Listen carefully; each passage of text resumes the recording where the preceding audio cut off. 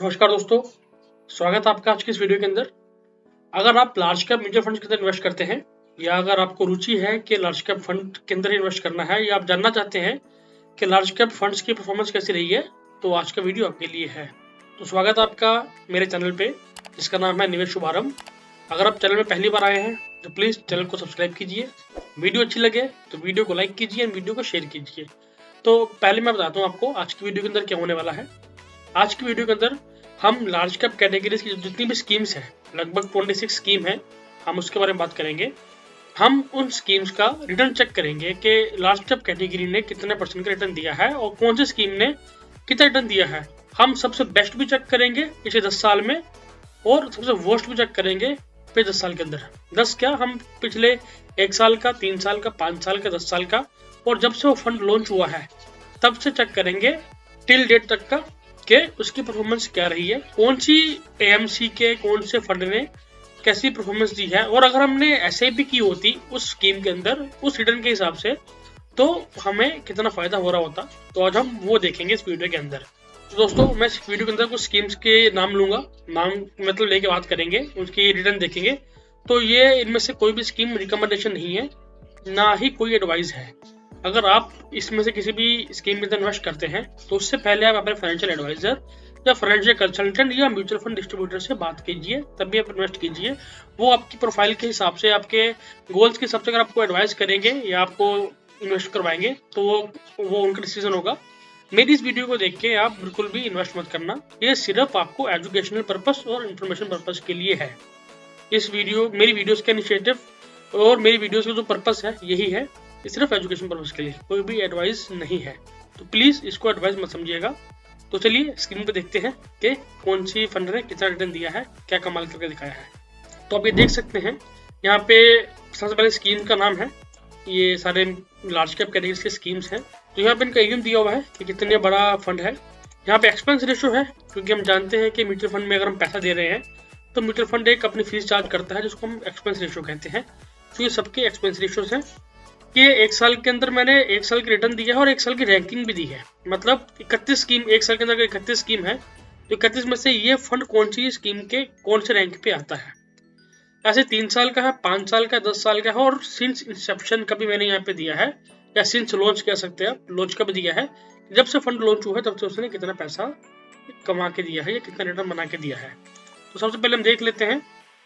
मैं 10 साल को फोकस किया है, 10 साल का रिटर्न मैंने लिया है कि 3 और 5 साल को तो मैं ज़्यादा फोकस नहीं करता। मतलब हम लॉन्ग टर्म के लिए ज़्यादा फोकस करते हैं और लॉन्ग टर्म ही हम सजेस्ट करते हैं कि लॉन्ग टर्म के इन्वेस्ट करना चाहिए। तो अगर मैं 10 साल का पकड़ूँ तो 10 साल के अंदर मैक्सिमम रिटर्न दिया है 16% का, 16.22% रिटर्न दिया है। कौन से फंड ने दिया है? मेरा ही लार्ज कैप फंड ने दिया है। मेरा ही एसेट्स का लार्ज कैप फंड है, उसने दी है, जिसका एयूएम 32,000 करोड़ है। इतना बड़ा फंड है, मतलब 32,000 करोड़ रुपए मैनेज कर रहा है अपने इन्वेस्टर्स का। और इसका जो एक्सपेंस रेशियो है वो 1.58% का है। मतलब ये एनुअली इतना पैसा आपसे चार्ज करते हैं। और इसका जो रैंक था 10 साल में वो नंबर 1 पे है 26 में से। 10 साल की जो स्कीम्स है, 26 स्कीम है, उनमें से नंबर 1 पे ये है हमारी मेरा एसेट्स। अगर हम 5 साल में देखें तो 5 साल में ये जो नंबर 1 पे है वो नंबर 9 पे है 5 साल के अंदर। और 5 साल में इसने 11% रिटर्न दिया है। 3 साल में 13वें नंबर पे है और इसने 23% रिटर्न दिया है। 1 साल के अंदर 20वें नंबर पे है और इसने नेगेटिव रिटर्न दिया है, क्योंकि पिछले 1 साल में मार्केट की धुलाई हुई है, हम जानते हैं। तो इसने भी नेगेटिव रिटर्न दिया है पिछले 1 साल के अंदर। अब ऐसी बात करते हैं, दूसरे नंबर पे 15% वाली स्कीम है Nippon India large cap fund. ये आप देख सकते हैं, इसने 10 साल के अंदर 15% रिटर्न दिया है। और जब से फंड लॉन्च हुआ है, सिंस इंसेप्शन भी देखिएगा तो देखिए उसमें 11% का आता है, 11%, 11.5% का उसने तब से रिटर्न दिया है। एयूएम इसका 12,525 करोड़ का है।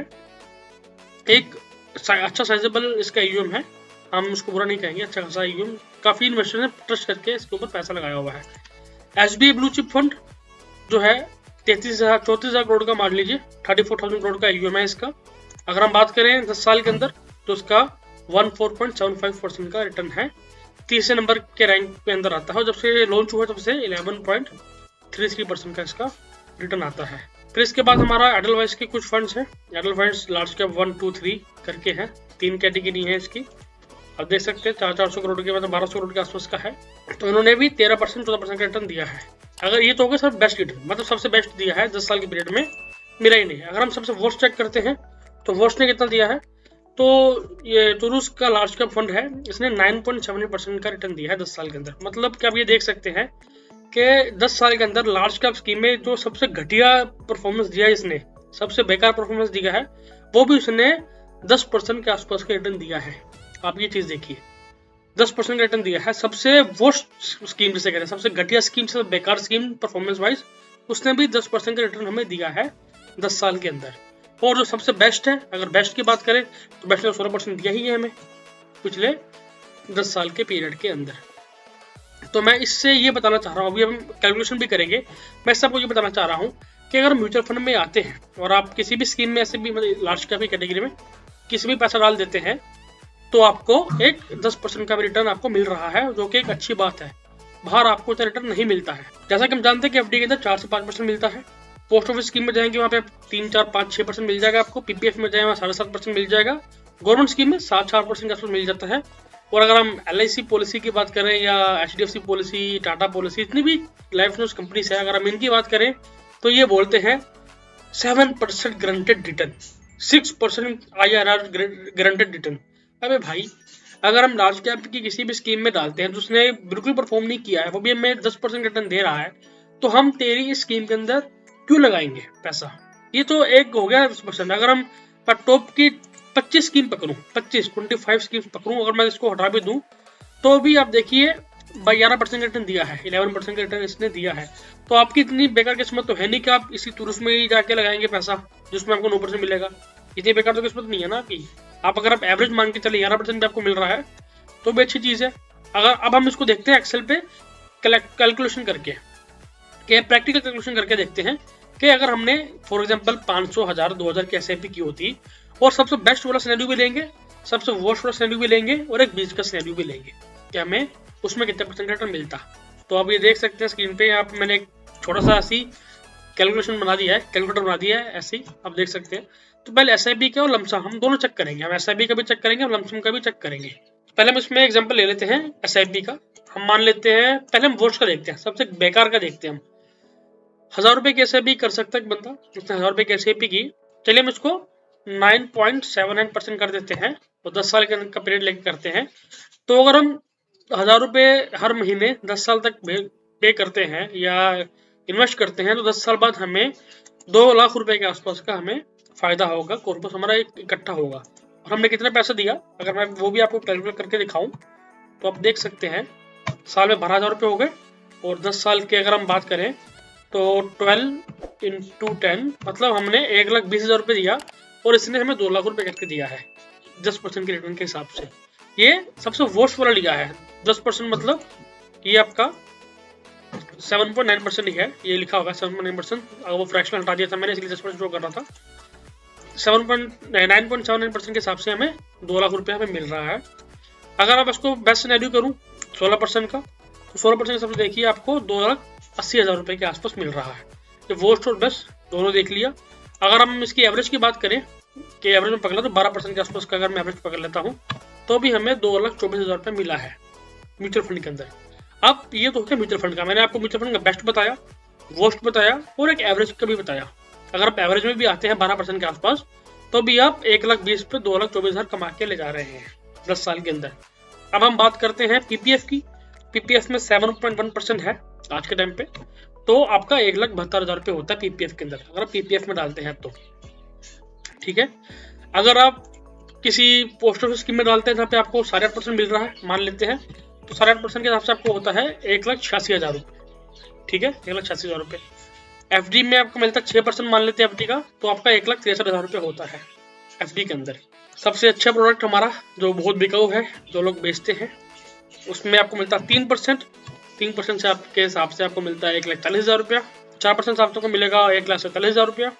5% से आपको मिलेगा 1,54,000 और 6% जो बोलते हैं गारंटेड 6% आपको हर साल मिलेगा IRR।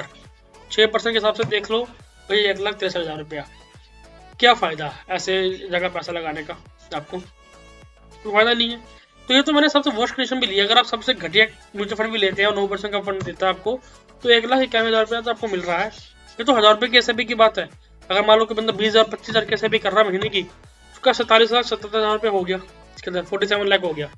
और अगर हम इसकी LIC की पॉलिसी से बात करें, मतलब अगर हम लाइफ इंश्योरेंस पॉलिसी से कंपेयर करें, तो देखिए 40 लाख हो गया, बस आपको 7 लाख रुपये एक्स्ट्रा मिल रहा है। 7 लाख 8 लाख रुपये एक्स्ट्रा मिल रहा है 10 साल के अंदर। अगर मैं उसको 20 साल कर दूं तो अब देखिए 1,13,00,000 रुपये हो रहा है। अगर आप LIC में पैसा डालते हैं, तो अगर आप म्यूचुअल फंड की सबसे घटिया स्कीम में डालते हैं, तो भी आपको 1,60,00,000 मिल रहा है, मतलब 30-40 लाख का फायदा आपको एक्स्ट्रा हो रहा है इस चीज़ के अंदर।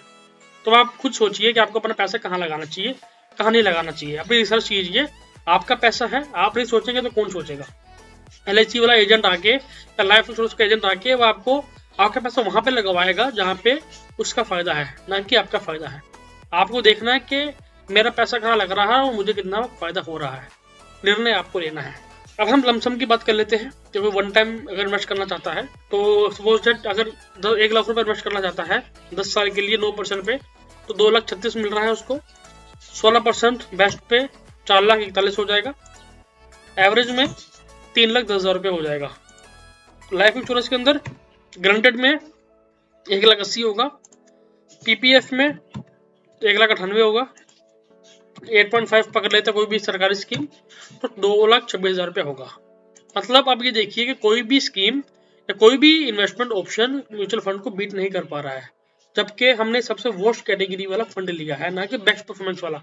अगर मैं यहाँ पे बेस्ट कर दूंगा तो अब ये देखिए 4,41,000 रुपये हो रहा है, और मैं 20 साल की बात करूँ तो 20 साल में देखिए 19,06,000 रुपये हो गया।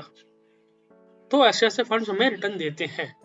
तो आपको निर्णय लेना है और आपका अच्छा इन्वेस्टमेंट लेना है, अच्छा डिसीजन लेना है जाके, जिससे आप फ्यूचर में एक अच्छा खासा वेल्थ क्रिएट कर पाए और आपको फ्यूचर में उस पैसे से हेल्प मिले, ना कि आपको इन्फ्लेशन में पैसा खत्म कर दे।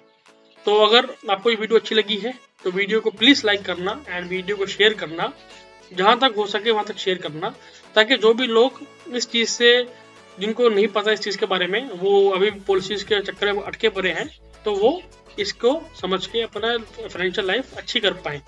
मैं इंश्योरेंस के खिलाफ नहीं हूँ, मैं इंश्योरेंस को गलत नहीं कहता।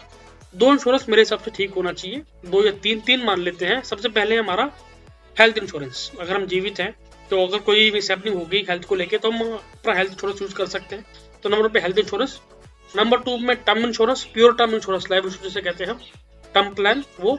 और नंबर 3 पे अगर आपके पास व्हीकल है, तो कार है, 2 व्हीलर है, तो उसका एक इंश्योरेंस होना चाहिए, वो तो मैंडेटरी भी है। तो ये 3 इंश्योरेंस मेरे हिसाब से होने चाहिए। या और अगर आपका घर है, घर भी करा सकते हैं, तो वो एक अलग चीज़ होगी, लेकिन सबसे 2 तो मिनिमम तो 2 आपके पास होने ही चाहिए, term and life insurance, term plan और हेल्थ इंश्योरेंस, ये 2 आपके पास होना ही चाहिए। बाकी जो भी मनी बैक पॉलिसीज आती हैं, सेविंग प्लान आते हैं, ग्रांटेड स्कीम्स आती हैं, वो सब बकवास है, सब बकवास है। अगर आपको फ्री पैसा वहां पे लगवाना है तो मुझसे भी कॉन्टैक्ट कर सकते हैं, भैया मैं भी उसमें डील करता हूँ, मैं भी आपको दे दूंगा अगर आपको वहीं पैसा लगवाना है। अगर आपको पैसा अच्छा से अपना ग्रो करना है तो आप म्यूचुअल फंड में इन्वेस्ट कर सकते हैं। और अगर आप मेरे थ्रू इन्वेस्ट करना चाहते हैं, जैसा कि आप जानते हैं कि मैं एमफी रजिस्टर्ड म्यूचुअल डिस्ट्रीब्यूटर हूँ, तो आप मुझसे कॉन्टैक्ट कर सकते हैं। मैं आपकी फाइनेंशियल प्लानिंग के हिसाब, आपके गोल के हिसाब से, आपके रिस्क एपेटाइट के हिसाब से और आपके टेनर के हिसाब से जो भी इन्वेस्टमेंट, जो भी बेस्ट सूटेबल ऑप्शन होगा वो मैं आपको सजेस्ट करूंगा। तो अगर आपको इन्वेस्ट करना होगा तो आप इन्वेस्ट उसमें स्टार्ट कर सकते हैं, इन्वेस्टमेंट स्टार्ट कर सकते हैं और अपनी फाइनेंशियल जर्नी स्टार्ट कर सकते हैं। और अगर आपको कुछ चीज़ समझ नहीं आई है, या मैं अच्छे समझा नहीं पाया हूँ, या कुछ मैं बताना भूल गया हूँ, तो कमेंट सेक्शन में बताइए, मैं आपको वहाँ पे जवाब दूंगा, वहाँ पे आपको आंसर दूंगा आपकी क्वेरी का। या हो सके तो उसके ऊपर मैं एक वीडियो भी बना के आपके लिए लेके आऊँगा। और अगर आपने अभी तक चैनल को सब्सक्राइब नहीं किया हुआ है तो प्लीज़ चैनल को सब्सक्राइब कर दीजिए। एंड वीडियो अच्छी लगी होगी, अगर नहीं लगी है तो डिसलाइक कर देना, अच्छी लगी हो तो लाइक कर देना एंड कमेंट्स कर देना। तो मैं मिलता हूँ आपसे अगली वीडियो के अंदर, तब तक के लिए गुड बाय, टेक केयर।